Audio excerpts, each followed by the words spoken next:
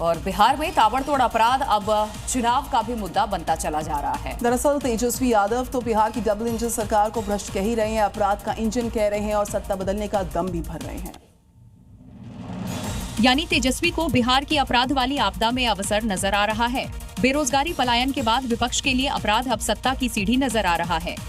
बिहार की सबसे बड़ी समस्या गरीबी है, बेरोजगारी है, पलायन है। बिहार में कारखाने नहीं हैं, शिक्षा चिकित्सा में सबसे पीछे राज्यों में है और हम लोग नए सोच के हैं। हम लोग के पास विजन है, रोड मैप है।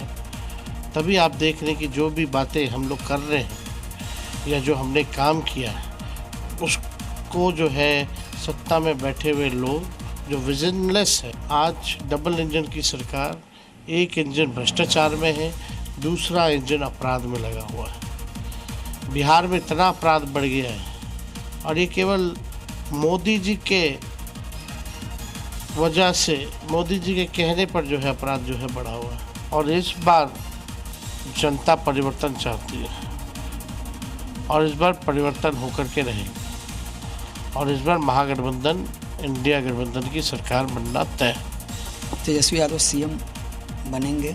हम तो मांग ही रहे ना मौका, बनेंगे, जरूर बनेंगे।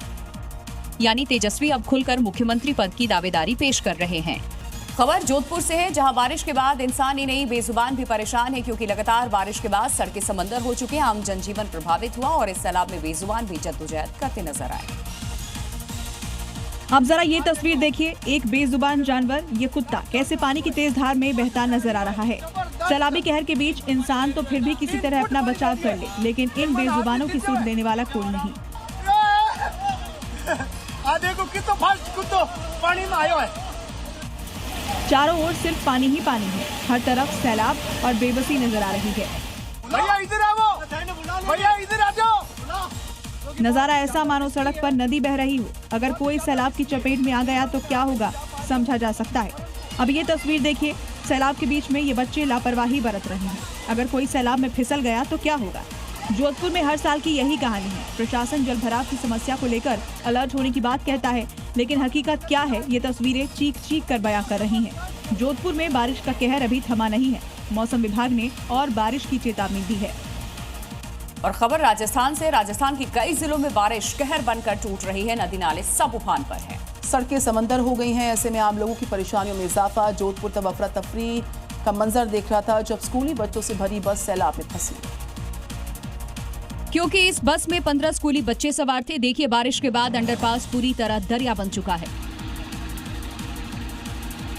लेकिन सैलाब के बीच से स्कूली बच्चों से भरी बस निकालना ड्राइवर को भारी पड़ गया। रेलवे अंडरब्रिज के नीचे पानी इतना भर गया कि बस वहीं बीच में फंस गई। अंदर मासूम स्कूली बच्चों की चीख पुकार निकल पड़ी।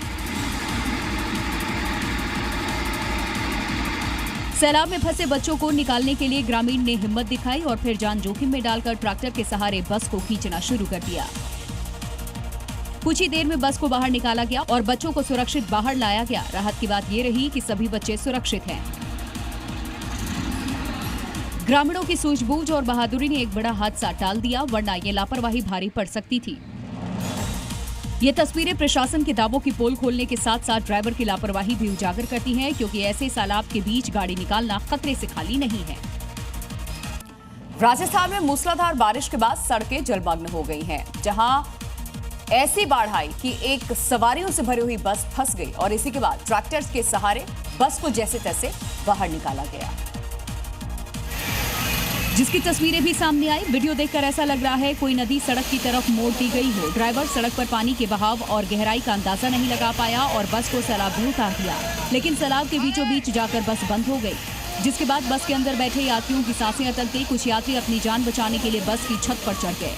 बस को सैलाब में फंसा देख मदद के लिए गांव के लोग आगे आए और फिर ट्रैक्टर की मदद से बस को बाहर निकालने की कोशिश की गई। नाले में सैलाब का बहाव इतना तेज था कि ट्रैक्टर को भी भारी परेशानी हुई। काफी मशक्कत के बाद यात्री बस को ट्रैक्टर से खींचकर सैलाब से बाहर निकाल लाए।